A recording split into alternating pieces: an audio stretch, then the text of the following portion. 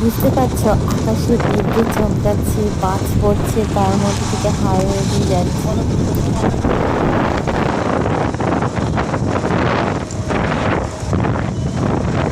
মজা লাগছে, কিন্তু আবার ভয়ও লাগছে।